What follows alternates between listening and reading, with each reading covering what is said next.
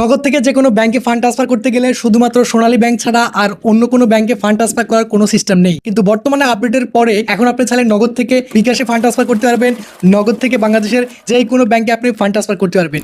এখন আপনি চাইলে নগদ থেকে ব্র্যাক ব্যাংকে টাকা ট্রান্সফার করতে পারবেন, সিটি ব্যাংকে, ইনস্ট্যান্ট ব্যাংকে, কিংবা আরও অনেকগুলো ব্যাংক রয়েছে যে ব্যাংকে আপনি নগদ থেকে খুব সহজে ফান্ড ট্রান্সফার করতে পারবেন। সো মূল ভিডিওতে যাওয়ার আগে নতুন দর্শকদের অনুরোধ করবো এখনই আমাদের চ্যানেলটি সাবস্ক্রাইব করে পাশের বেল আইকনে ক্লিক করে দিন। তো চলুন মূল ভিডিওতে জাম্প করি।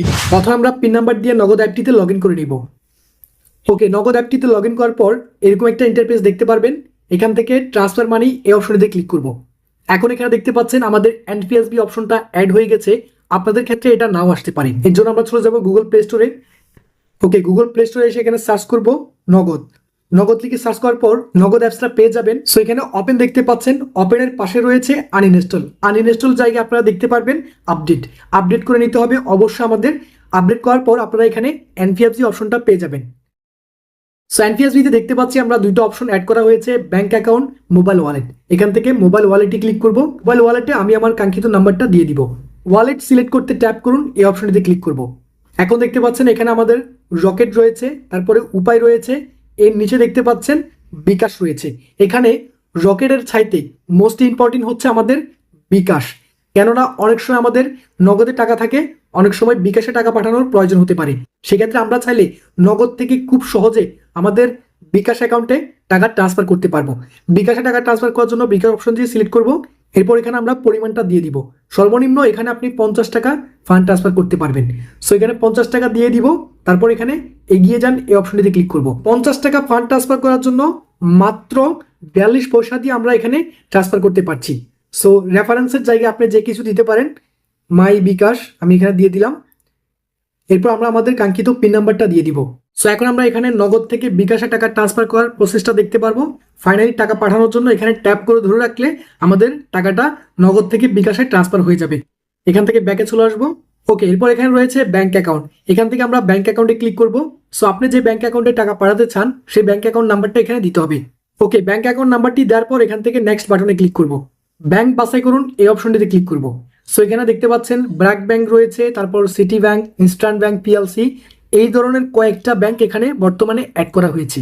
সো আশা করছি ফিউচারে আরও অনেকগুলো ব্যাংক অ্যাড করা হবে। আপনি যে ব্যাংক অ্যাকাউন্টে টাকা পাঠাতে চান এখান থেকে সেই ব্যাংক অ্যাকাউন্টটি সিলেক্ট করতে হবে। ওকে, এরপর এখান থেকে পরিমাণটা দিয়ে দিব। আমি এখানে 1000 টাকা দিয়ে দিলাম। এরপর এখানে এগিয়ে যান, এই অপশনটিতে ক্লিক করব। রেফারেন্সের এই জায়গায় আপনি চাইলে কিছু লিখতে পারেন, না লিখলেও কোনো সমস্যা নাই। আমি এখানে দিয়ে দিলাম মাই অ্যাকাউন্ট। এরপর নিচে এখানে পিন নাম্বারটা দিয়ে দিব। ওকে, পিন নাম্বার দেওয়ার পর এখান থেকে পরবর্তী বাটনে ক্লিক করব। সো এখানে দেখতে পাচ্ছেন এনপিএসবি অপশন ব্যবহার করে নগদ থেকে আমরা যদি ব্যাংকে টাকা ট্রান্সফার করি, 1000 টাকা ট্রান্সফার করার জন্য এখানে আমাদের সার্চ করা হবে মাত্র 8 টাকা 50 পয়সা। মাত্র 8 টাকা 50 পয়সা আমরা নগদ থেকে যে কোনো ব্যাংক অ্যাকাউন্টে টাকা ট্রান্সফার করতে পারবো। সো ফাইনালি টাকাটি ট্রান্সফার করার জন্য নিচে দেখতে পাচ্ছেন ট্যাপ করে ধরে রাখুন। এই অপশন দিয়ে জাস্ট ট্যাপ করে ধরে রাখলে আমাদের নগদ থেকে ব্যাংকে টাকা ট্রান্সফার হয়ে যাবে। সো আমার এখন কোনো প্রয়োজন নেই, এই জন্য আমি ট্রান্সফার করছি না। সো এখানে আমি আপনাদেরকে আরও একটা সিক্রেট বিষয় দেখাই। ডেবিট কার্ডের মাধ্যমে আপনি ডেবিট কার্ড ব্যবহার করে যদি আপনার ব্যাংক অ্যাকাউন্টে টাকা পাঠাতে যান, সেক্ষেত্রে আপনার এখানে 15 টাকার বেশি চার্জ করবে। দেখুন, আমি যদি এখানে 1000 টাকা ফান্ড ট্রান্সফার করতে যাই, ডেবিট কার্ডের মাধ্যমে যদি আমি 1000 টাকা ফান্ড ট্রান্সফার করি, সেক্ষেত্রে আমার এখানে দেখতে পাচ্ছেন চার্জ করবে 15 টাকা। কার্ডের মাধ্যমে ব্যাংকে টাকা পাঠাতে গেলে 15 টাকার বেশি আমার চার্জ করা হবে। এক্ষেত্রে আপনারা চাইলে এনপিএফসি অপশনটা ব্যবহার করতে পারেন। সো আমি আপনাদের সাজেস্ট করবো এখানে আপনি ডেবিট কার্ডের মাধ্যমে টাকা না পাঠিয়ে নিচে দেখতে পাচ্ছেন এনপিএসবি রয়েছে, এনপিএসবি অপশনটা ব্যবহার করে আপনি ব্যাংক অ্যাকাউন্টে টাকা ট্রান্সফার করতে পারেন। সো নগদ থেকে যেহেতু আপনার বিকাশে টাকা পাঠানো যাচ্ছে, আমি আশা করছি খুব শীঘ্রই বিকাশ থেকে নগদে টাকা ট্রান্সফার করার সিস্টেমটা চালু হয়ে যাবে। ভিডিওতে কোথাও কোনো বুঝতে সমস্যা হলে অবশ্যই কমেন্টস করে জানাবেন। দেখাবো পরবর্তী ভিডিওতে। যাওয়ার আগে আপনি যদি এখন আমাদের চ্যানেলটি সাবস্ক্রাইব না করে থাকেন তাহলে প্লিজ অনুরোধ করবো এখনই আমাদের চ্যানেলটি সাবস্ক্রাইব করে পাশের বেল আইকনে ক্লিক করে দিন।